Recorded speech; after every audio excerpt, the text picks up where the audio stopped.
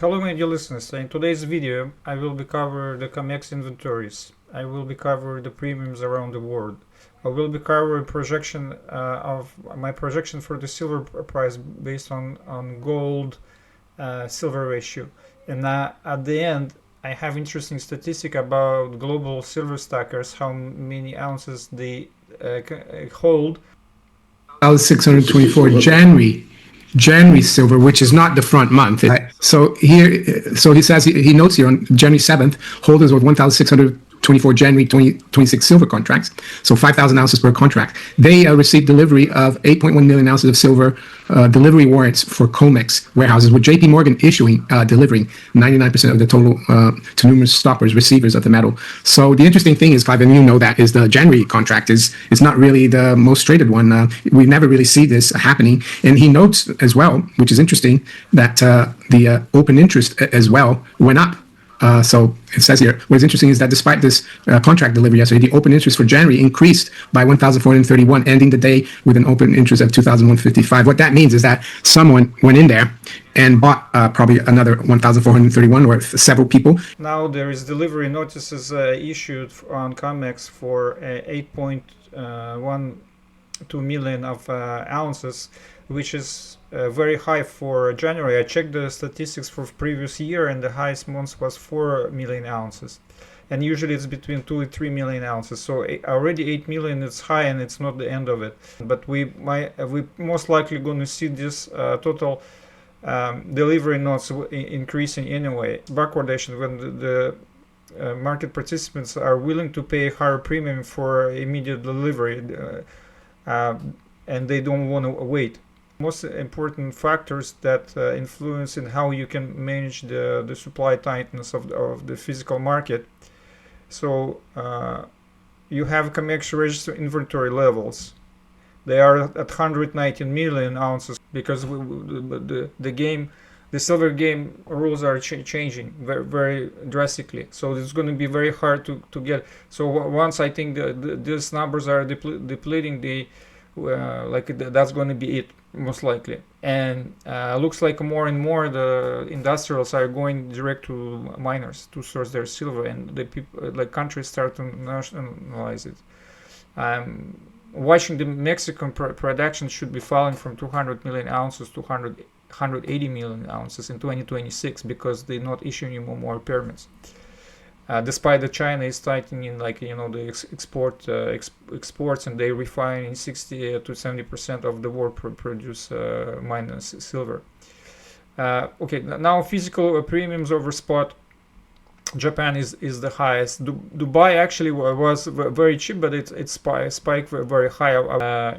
Everything is indicated for higher prices right now. So retail, for sale, availability, and ETFs flow. So we have a redemption on SLV. And the nice things about EI, so it can calculate it in American dollars per ounce. So I don't have to do tons of research and calculations. So I have the estimates here. So Dubai was actually cheap a few days ago, and now it's over $90. So it's more. It was cheaper than China last time I checked. But today the numbers that the growth gives me, they are much higher than the Chinese number, and they are much higher than the Americans number, because it was close to United States numbers. UK it's expensive, and Japan has the absolute records of all. So now I have a chart here with the trend lines. It's a three days gold chart to US dollars. Okay, and what those trend lines are showing here, it's an acceleration of the upper slope. So we have this very last acceleration from August last year to about November, and then we had this correction where we decisively broke down this trend line. And I put one trade line. It's my arbitrary one in the middle between those two. So I'm saying that the slope of ascent going forward, that's my speculation, not a financial advice or nothing. It's just some rough indication how scenarios could play out if we continue where the price could go. So, and here is let's say in October 2026, if we are at the lows on this trend line, it's going to be $6,200.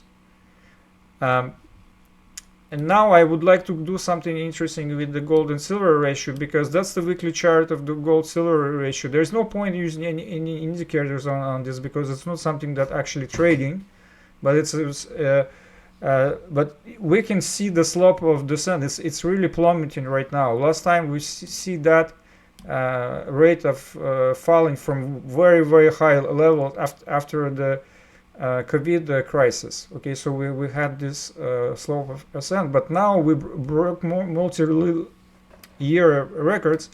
And what is interesting to me, if we continue on this weekly slope, we're gonna reach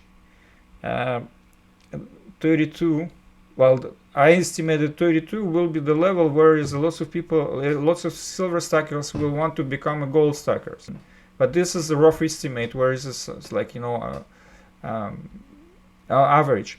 So it gives me March of 2026 if we continue. So it's very close. But if we take a more conservative this one, it gives me the March of 2027. But if I take, let's say, something in the middle, it's give me August of 2026. Okay, so now my my conversion between this price and this, if I go to August 2026 here, okay, so I'm getting about 5,700 that on this trend line, the gold price. So if I divide this by 30, I'm getting what, it's about $180 per ounce when the silver will be massively converted to gold. It's nobody really knows. But for sure I can say that how my own opinion that Canadian dollar, American dollar, euro, Japanese yen, they will be falling in value. That's I'm kind of, you know, have a strong conviction about this. Very interesting estimates. I ask how many people own more than 100 ounces. Well, you can read that. And I ask average price and how much those stackers hold per stacker, and the average price that they pay. It's 3 million people. And actually, a European Union has also 3 million people of silver stackers, which has surprised me a lot. I was thinking it will be way less. In Australia, according to the Grok estimates, they hold on average 600 ounces per stacker. Okay, so the Australians are champions of the silver stackers. China has 1 million. Because from my understanding, China are, until recently, they are more inclined to invest in gold and save in gold, not in silver. Recently, there seems to some anecdotal evidence for spike for silver demand, but that's how much they stack from 1990 to 1925. So you have the numbers. You can read this and pause it. And I actually gonna attach it below the video. And the average price, estimated price, it's $20 per ounce. I mean, you can see, you know, there's a couple billions of ounces here that could become available at much higher price. So don't forget to take profit, become a gold stacker at some point, and be reasonable with your expectation also. Okay, so that's going to be it for today's video. Thank you very much. Please like and comment to support my work.